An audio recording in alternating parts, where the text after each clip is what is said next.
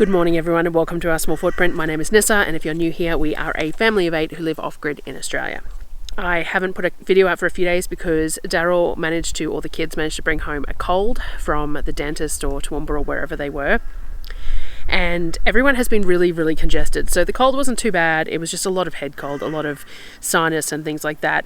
And I still sound a little bit croaky, so we'll see how the voiceover goes as to whether it's worthwhile putting out or not, because I don't want you have to listen to me when it's unpleasant, if that makes sense. But I actually can breathe through my nose and everything today, so I definitely feel heaps better, but I still sound a little congested, so we'll see how we go. So we're still going on the process of the videos to do with the food prep. So as I say at the beginning of most of these videos, we shop every 6 weeks. I travel 4 hours away to do my 6 weekly shop, and then I put out a whole lot of videos post that to show you what I do with the food to make it last the 6 weeks. A lot of people find the idea of 4 to 6 weekly, like monthly shopping, bi-monthly shopping, really overwhelming, and like most of the questions I get asked, but how do you make it last that long? And of course we always eat the fresh food at the beginning and frozen stuff or preserved stuff at the end, but it's just a matter of purchasing in a way that I can create that glut of fresh at the beginning, preserve it in such a way that we can eat it later on in the month. We're doing really well at the moment with a surplus as well. So sometimes at the end of 6 weeks, not that we're at the end of the 6 weeks at the moment, but sometimes by the end of the 6 weeks, we're really low on a lot of things. But finding that beef trim at Costco and getting the 3 porks in the case price and things like that has really kicked up our stocks a little bit. And it does mean though that there's been a little bit more work and a little bit more decision making early on in the month about what to do with all that meat, because obviously the meat goes off. So you have to do something with that meat in preparation for meals later on. And so there's been a bit of planning around that as well, deciding how to best use the meat and how best to get it in the freezer or on the shelves or wherever I want to put it, so that it's still going to be usable at the end of the month. And we're going to enjoy using it, because if I don't enjoy food, I don't tend to eat. I know my size might say different, but I would prefer to skip a meal than eat something I don't really want to eat. I need to make food that I want to eat, or I throw something together for the kids and Darryl and they eat, and I just have coffee. So healthy. So I definitely put a lot of work into our food, a lot of thought process and a lot of planning into the food, because I have to enjoy what I'm eating, or I just don't bother eating, which is whatever. But at the same time, I may as well put that effort in because I have the time and the ability to do so. So anyway, today's video. Okay, so I'm going to do a food prep video first up, and then I'm going to do a second voiceover so long as my voice and everything holds, which I do mention in this video canned butter chicken. But I'm going to do this one first, and then I'm going to do the butter chicken canning video. So you'll see how I prepare it and serve it in this video, and then next video out I'll show you the actual process of canning the butter chicken. So that's one way that we've been making the chicken work. So we're still buying the same amount of chicken, even though we've had that extra pork and beef, which means that we've had a little bit of surplus chicken, which is great. And we were actually really lucky to score this month. A neighbour went to one of the food assist places, Toowoomba maybe, I'm not sure, I didn't ask, and they had boxes of chicken tenders, 12 kilos for $30. You can only get one per family, but I sent her a copy of my proof of address and stuff, and she managed to pick me up a frozen box of chicken tenders, so it was 12 kilos for $30, which is great. But it does mean that we've had even more chicken this month than normal, and I've had to figure out how to work that in. It also came frozen, so I had to defrost it and then basically use it all at once because it was frozen, so that's the way it is. So we've had extra chicken this month. So butter chicken has been a really good way of getting chicken onto the shelf in a meal form without using more freezer space, that we've really enjoyed eating. So I'll do this food prep one, which is the next couple of days following the last couple of days, whenever that works out to be anymore. And it has the butter chicken. We've served it for lunch one of these days. And then the next video that comes out, I'll show you how I canned it up. So enjoy watching, and I'll see you on the next one. Thanks, guys.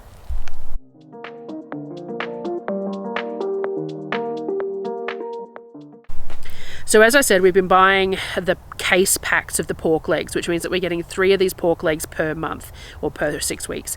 And they're around about 7 kilos each, including the rind and everything else. So we use them for a myriad of things. This month I really wanted to make sausages for the freezer because I really adore our homemade sausages. But we're having fridge issues again. The secondary fridge that was playing up before, we managed to turn off, clean elements and everything else, and it seems to be working okay. It's holding at about 4 degrees again. That's as low as it'll go, but that's fine. But the main fridge that we have, which is a more expensive, and it's a pigeon pair one, it is now not holding temperature. I've got the gauge in there, and no matter what we do, it's sitting at about 8 degrees, which means that I can't keep meat or anything in there. So we're having to get through this meat pretty quickly because we just don't have the room. And then once I get that fridge completely cleaned out, we'll turn it off, clean it up, and see if that's all it needs to be. It's a frost-free model though, so that shouldn't be the issue. The other one was not frost-free in that anyway, we're working on it. So we got to get through these pork legs. So the first thing I did, well, Darryl was helping me. The first thing he did was cut a chunk off, and I slathered that in mustard like I normally do, and then the sweet and smoky pork rub that I make up and put it into the smoker for a few hours. So that's going to be dinner and cold meat or whatever. Sonnet helped me to sprinkle it, because obviously when you're lathering something in mustard, and then you don't want to use dirty hands and sprinkles and things like that, so she was helping me do that. Darryl was cutting the rind into strips that he'd cut off that roast so that we could cook them over potatoes, and Surreal was actually peeling the potatoes for me as well, because we've got those dirty brushed potatoes from the hamper last month, so they need to be peeled to be used, because we just don't have the facilities to get them clean enough. I prefer to peel them. So she was doing the potatoes, he was doing the rind, so we put the rind over the potatoes and put them in the oven. I don't think I got any footage of this because I wasn't actually doing it. So I've showed it before though, standard that we do. We put all the potatoes in the cast iron trays, put the strips of rind over the top of it, slightly oil it, slightly salt it, and bake it in the wood stove preferably. I think we just did it in the barbecue today. And then all the fat that's on the rind renders and goes into the bottom of the pan, and that's what the potatoes cook in, and it is absolutely delicious. It's one of our favourite things. Obviously not the healthiest thing in the world, but super tasty, and you know, sometimes you just have to have tasty. So that is one of the reasons why we buy these the rolled roasts. They're only $6.99 a kilo if you buy them in the case. And if you weren't going to use everything, all a part of them, then that might not work out economical, because, you know, it kicks it up higher per dollar if you're not using everything else. But we use that rind over the potatoes. We don't always eat all the rind, but the dogs really love it as a treat. But we render the fat off the rind, have some of it for snacks, and then the fat renders over the potatoes. We pull the potatoes out as soon as we pull it out of the oven, so that they're not sucking up excess lard or fat, and then we scrape that fat off, and we'll use that for cooking as well. So we try and use the whole thing. The rest of the roast was cut into chunks for me to mince later and put back in the fridge for the moment. I think this was the first of the 3 legs as far as I'm aware. For lunch we had a jar of the butter chicken that I'd canned up the other day. This is what I mentioned. So it's a size 31 jar, which is approximately a quart. I think it's 850 mils off the top of my head. Approximately a quart. That has all the base sauce in it and the chicken. As I said, I'll do the video next video that comes out, I'll show you how I canned it. When we eat it, we take the whole jar off the shelf, pour it in a pot. I put a whole tin of coconut cream in it, so it's a 400 gram tin of coconut cream, a little drizzle of honey, and then we grind up some cashews to a powder or a butter, and that goes into the sauce as well and stirred through. And that is the thickening agent in the butter chicken. It creates it makes it more luscious, thicker sauce rather than being the thinner sauce, because you have to have it thinner to be canning it. So the cashews create that thickness in there. I'm sure you could use a cornflour slurry or something if that's what you wanted, but we use nuts, and that's because this was based on the Skinny Mixers recipe that you can find online for free, and they use that for there. I didn't have any dough made up, so we just cooked up some rotis from the freezer that we buy from Costco. These are raw but frozen, so they cook up really, really lovely, but there's a lot of plastic because each roti is in its own piece of plastic, and it's about, I think it's $11 for 30 of them, which isn't exorbitant, but it is when you consider that I can make like twice that amount of flatbreads or tortillas out of a couple of dollars worth of ingredients. So we generally don't I generally just buy one packet of them, and we use it at some point over the month. This happened to be this one. I didn't have any dough. We were doing other things, so we just cooked up the rotis from the freezer, and then all we did was have a small bowl of the chicken and the sauce and a couple of the roti to eat it with.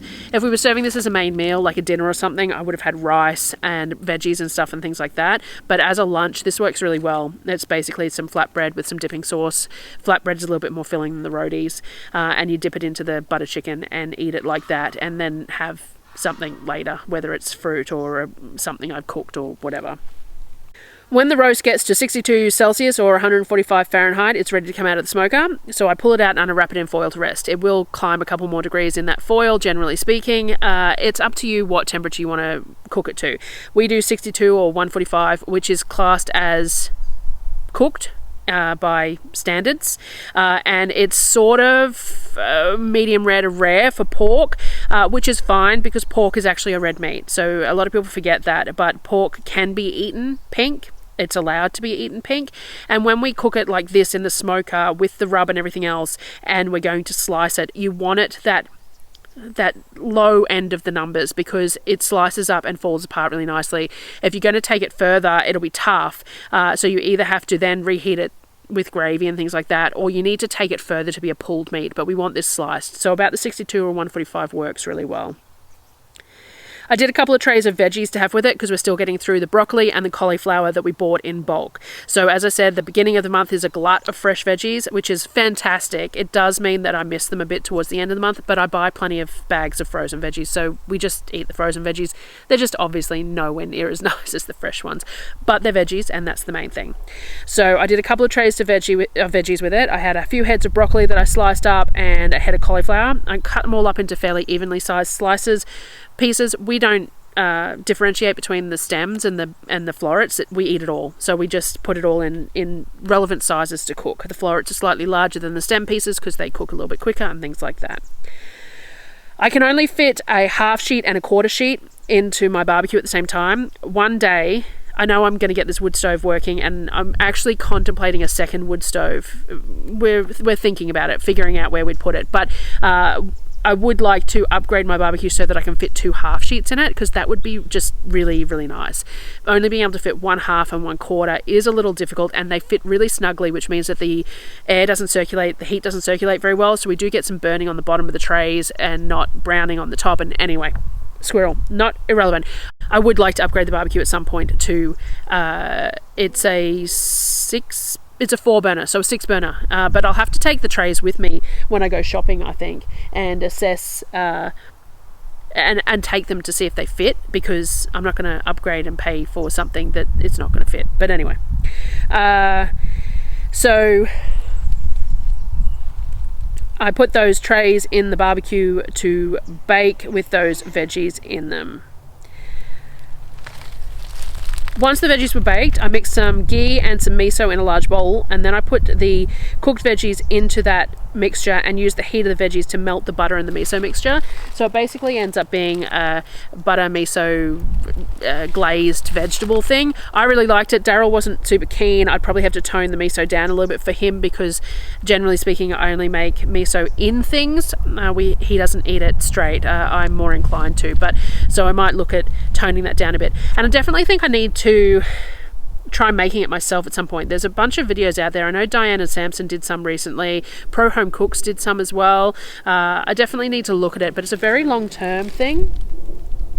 Like, making miso is a very long-term project. So it's just something I keep putting off, but it is something I think I should give a go at some point, because I do use a fair bit of it when I have it, but it's not inexpensive. So the roast was well rested at this point, so I sliced big pieces off it and I served it with the veg. I think I did it with mashed potato as well. I haven't shown it, but I'm pretty sure I would have done it with mashed potato as well, because that veggies probably wouldn't have been enough to have with just slices of roast pork, unless we were overeating the roast pork, and the whole point is to try and reduce the quantity of meat and eat more veg, sort of thing.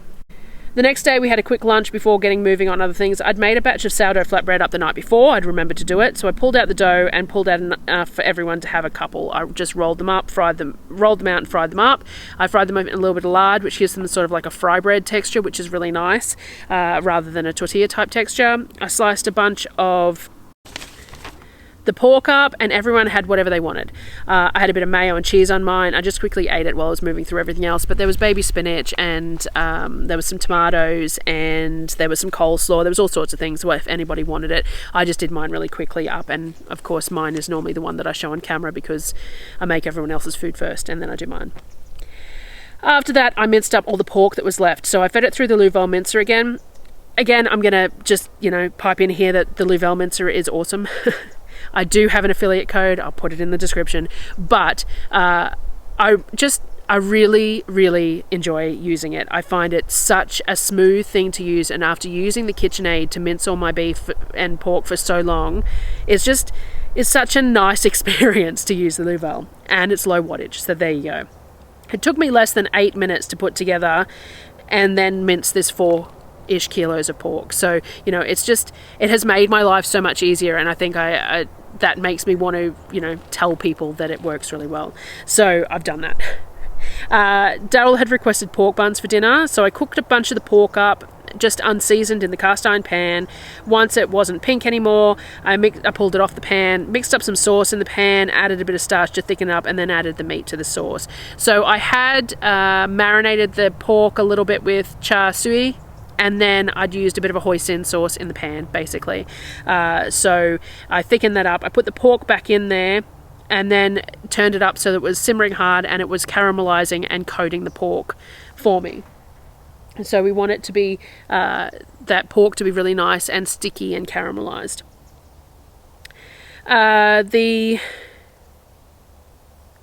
I cooked this first because you need to put it aside to cool. It's much easier to fill the dough balls if the mix is cool. I was leaving this a little late, probably not going to be cold by the time I'm doing it, but preferably it'd be refrigerated. Much like doing fillings of wontons and things like that, it's so much easier to do if the filling that you're using is cold. It doesn't affect the dough. It doesn't make the dough stretch funny because of the heat of it, but also it's gelatinous rather than being runny. So anyway, I made the dough up. The dough for steamed pork buns is an interesting dough. It's yeasted, and it has a lot of quantity, like a high ratio of starch to flour. So I use potato starch because it's what I've got, and it creates a bit of a different texture to it, because you know how starch is kind of squeaky. Well, the dough ends up kind of squeaky. It's a little bit odd, but anyway, I quadrupled the batch because last time I made it, there was nowhere near enough for everyone to have as much as they wanted. So I quadrupled the batch of dough. I think it's based on the Recipe Tin Eats dough, but I do have it in my notes, so I've used it from my notes for whatever quantities that I ended up using. The KitchenAid struggled a little bit with the quantity, mind you. It did climb that the hook quite a lot, but I have that cover for over it, so it wasn't too bad. I pulled it out and I hand kneaded it a bit just to bring it together because it was a little bit too much for that KitchenAid. Then put it back in an oiled bowl with some Glad wrap to rise for half an hour. It probably could have done with 60 to 90 minutes rising in our temperatures that day, but I was running behind on time. When a meal that you're making has so many steps, you know, you've got all the pork and everything on top of everything else, it just sometimes time runs away from me a little bit and things aren't as optimal, but it'll work. So once it had proofed, I pulled out about 50 gram balls and put them to the side. I started making it in bulk, so I can only steam 6 at a time with my setup. I have 2 stainless steel steamer dishes that I do 3 in each one. So what I try and do is I make up a bunch of them first, and then once I've got a considerable amount done, then I start steaming them and continue to make them as I go. It's kind of a long-winded task, and actually every time I make them I realize how much I'm not overly keen on making them, but I really like to eat them, and they're one of Darryl's favorite things. So I only do it maybe once every few months, realistically. Not every shopping trip, definitely, but when I do make them, everyone enjoys them. So I cut small squares of baking paper to place each one on. That stops it from sticking to any surfaces, and I use that in the steamer when I'm steaming them. I roll it out into a circle. You want to try and make sure the edges are a little thinner than the middle. The middle needs to be a bit thicker. And then put it in my hand and fill the middle of it with sort of a heaped dessert spoon or a bit more of that pork mix, and then pinch the sides in like a wonton, but instead of pleating it, you sort of twist it. You want to try and make sure you don't get any of the sauce from the mince on the bits of dough that you're going to be pinching together, because it won't stick. The moisture will stop it from sticking to itself, which is why it's best if the meat is cold, because, as I said, the sauce gets quite gelatinous and it sets up a little bit, whereas if it's warm, it's a little bit thinner. I made a full tray's worth before I started the steamers up, as I said, and then kept on going. So I put 3 each in my steamers with little bits of paper underneath to make things slightly easier. But bamboo steamers are a lot better for this than the stainless steel. They don't tend to stick anywhere near as bad to a bamboo steamer, I think, because the steamer absorbs moisture, so then it's not as sticky on the sides. I think the bamboo steamer imparts a nice flavour as well. I did have some bamboo steamers, but the problem is that you normally do it over a wok for a start, and I don't have a wok. But also, in our weather, it's not optimal to have unfinished wooden things like that. I tried having those cane baskets to do all my veggies in because they look so lovely when you take photos. Problem is everything gets moldy. It doesn't seem to matter what I do, everything gets moldy because my kitchen's outside. We live in a very humid environment, and yeah, that's why I don't use bannetons either, because they go moldy on me. I am going to invest in some plastic ones of those anyway. That's beside the point. So anyway, I don't use bamboo steamers because of that. So I use the stainless steel. It does mean that it sticks quite badly. It's a little bit of a challenge to do them, but and I would very much suggest using bamboo steamers if you can. Put 3 in each, as I said. It takes about 8 to 12 minutes for each set to steam, depending on how rapidly the water's boiling, the water level. I have to top up the water a few times in the process of cooking, as many as I do, between each batch and things like that. They can be quite challenging to get out of the steamers. Part of that is that there's still steam going while you're trying to remove them, which if you had a bamboo steamer, you could lift the whole bamboo steamer off and then pull the buns off and then put the steamer back on. With the stainless steel one, it's not as easy because the whole thing heats up unpleasantly so, and then you've got to have somewhere to put it. And anyway, they break up quite often when you're pulling them out. It's challenging, and oiling the inside of the pan sometimes helps, but it is a little bit tricky.